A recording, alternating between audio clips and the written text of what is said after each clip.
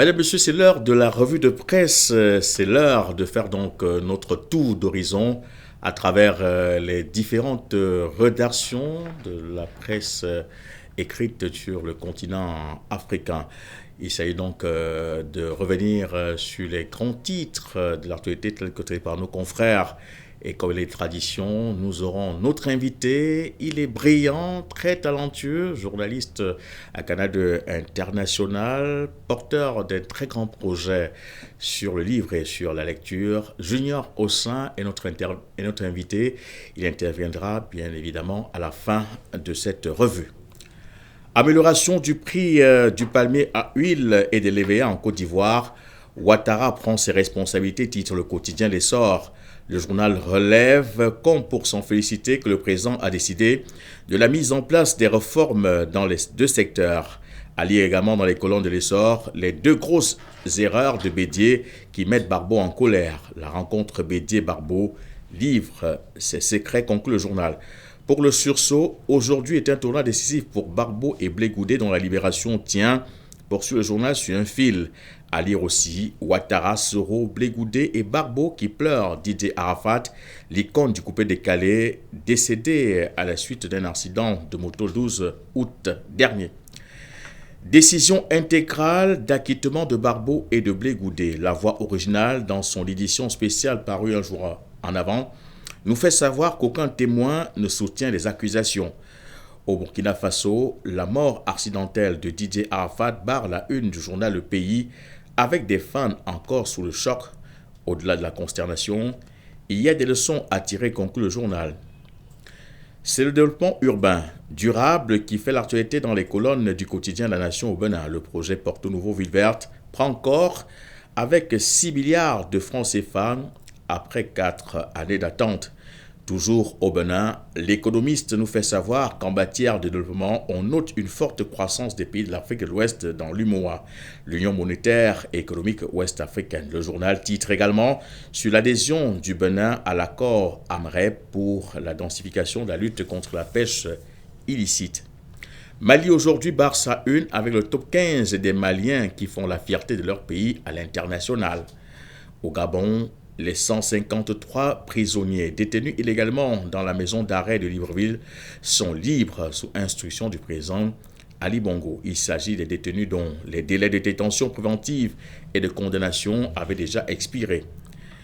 C'est l'angoisse et l'effet domino qui barrent la une du journal algérien L'Express. Le journal écrit que le défilé des ministres, des wallis, des hommes d'affaires devant les juges se poursuivra. D'autres n'ont pas encore été inquiétés, mais la justice ne devra pas tarder à les inquiéter, poursuit le journal. Ce sont donc les prévisions mensuelles de la compagnie aérienne nationale du Cameroun, Camerco, qui fait la une du quotidien d'économie. Camerco qui prévoit un chiffre d'affaires mensuel de 26 millions de francs CFA jusqu'en décembre 2019. Au Cameroun, c'est un hold-up de 7 milliards autour des chantiers de la CAN qui oppose deux ministres, celui des sports et du tourisme et loisirs, nous renseigne le journal Repère. South African Airways respecte les règles de l'information financière de base qui s'appliquent aux sociétés cotées en bourse du pays en ne publiant pas ses états financiers annuels, écrit de Citizen. Le journal relève que si cela se produisait, beaucoup de gens se seraient choqués parce qu'ils vont apprendre puisque la perte jusqu'en mars de cette année pourrait atteindre 9 milliards de rands. Il faut exercer un optimisme prudent, titre Cap Argus, avec une des saisons des plus humides de longue date et le remplissage des barrages de la province.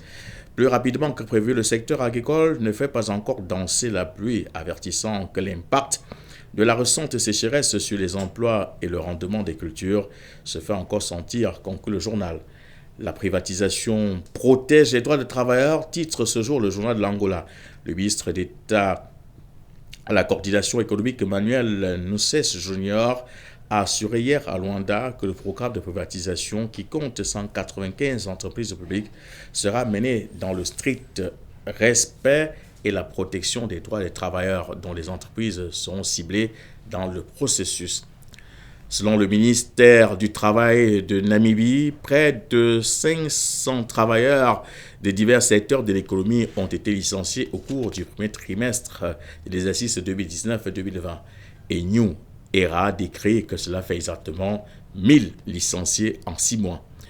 Le président Muhammadu Buhari a déclaré hier qu'il avait demandé à la Banque centrale du Nigeria de cesser de fournir des devises pour l'importation des produits alimentaires dans le pays, nous fait savoir Daily Trust ce jour. Chronicle, quant à lui, nous informe que le président Mnangagwa a appelé hier les forces de défense du Zimbabwe à rester vigilantes pour se prémunir contre les menaces et la sécurité du pays et à jouer un rôle essentiel dans la réalisation de la vision 2030.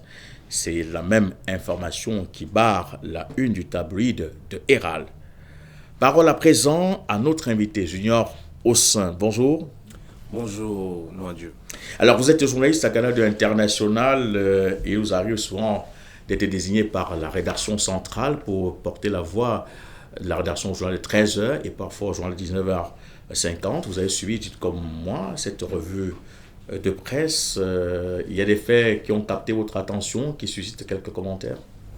Effectivement, il y en a deux. Déjà sur l'affaire Didier Arafat et bien évidemment sur Cameco. Il faudrait dire que si je m'intéresse, c'est tout simplement parce que les sujets sont de plus en plus évoqués. Le premier sujet qui est dit d'Arafat, c'est l'international. Il faudrait dire que c'est une actualité qui a suscité beaucoup d'émotions au regard de l'homme qui a perdu la vie suite à un accident de moto. À 33 ans, c'est assez difficile. Donc, perdre la vie aussi jeune, étant aussi célèbre. Ce que je vais rappeler, c'est que les journaux qui ont titré là-dessus ont sans doute mentionné le fait que les hauts responsables se sont prononcés sur la mort de Didier Arafat. Mais sur les réseaux sociaux également, il y a beaucoup de réactions. Et ces réactions démontrent quelque part que c'était un artiste apolémique. Et quand on dit artiste apolémique, c'était qu'évidemment, il avait la capacité de rassembler un public par la qualité de ses chansons. Il était aussi capable de se séparer de l'être humain par le contenu de ses chansons. Donc on va rapidement constater que sur les réseaux sociaux, évoquer la mort de Didier Arafat, c'est un peu essayer de comprendre si Arafat est un fils de Dieu ou un fils du diable aujourd'hui. Donc la mort de Didier Arafat, qui est traité dans les différents journaux que vous avez évoqués, et même dans la presse nationale ici au Cameroun, prouve quelque part que la musique interpelle, du moins l'homme est interpellé au regard du type de musique qu'il doit suivre ou bien qu'il doit faire. Alors, nous autres qui sommes hommes des médias, comment peut-on mieux traiter l'actualité concernant l'artiste Didier Arafat?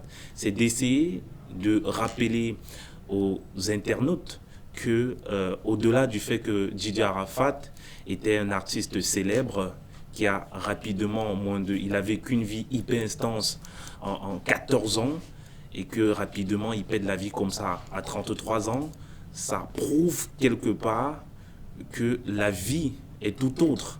Donc nous, on devrait, ou du moins nous, journalistes, on doit apporter une information assez claire et précise sur l'actualité de Didier Arafat. Cette information-là, c'est quoi? C'est essayer de présenter la vie ancienne de Didier Arafat pour que les gens sachent moins qui il était réellement avant de devenir l'homme qui a chanté Jonathan en 2003, c'était en 2013 si je ne me trompe pas.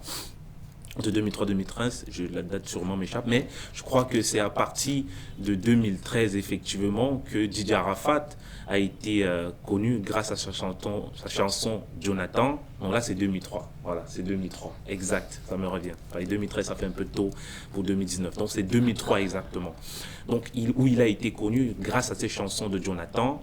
Donc il faudrait qu'on renseigne l'individu, du moins nos internautes, qui était ce Didier Arafat, qui est aujourd'hui adulé, qui se faisait même appeler le président de la Chine, parce qu'il faudrait dire, c'est quelqu'un qui, pour sa dernière chanson Moto Moto, il avait déjà des millions de vues sur YouTube, il était hyper suivi Sur Facebook, c'était le cas. Il était tellement suivi par une jeunesse qui était déchaînée. Sa chanson qui provoquait de l'extase. Bref, qui est Arafat? C'est ce qu'on attend encore du traitement de cette actualité. Alors, autre information qui m'intéressait dans votre revue de presse, c'est Cameco. Et ça prouve qu'il faudrait féliciter, n'est-ce pas, les efforts du gouvernement camerounais autour de Cameco, qui est l'étoile du Cameroun. Il y a quelques jours, Cameco se déployait du côté du septentrion, entre Marois-Garoua, et Cameco décidait justement de ravitailler aussi la zone sahélienne, que ce soit le Tchad et le Niger. Ça prouve que il y a des efforts qui sont accomplis au niveau du gouvernement camerounais. L'État camerounais voudrait prouver que quelque part, Cameco n'est pas une entreprise morte, que l'étoile du Cameroun peut encore briller.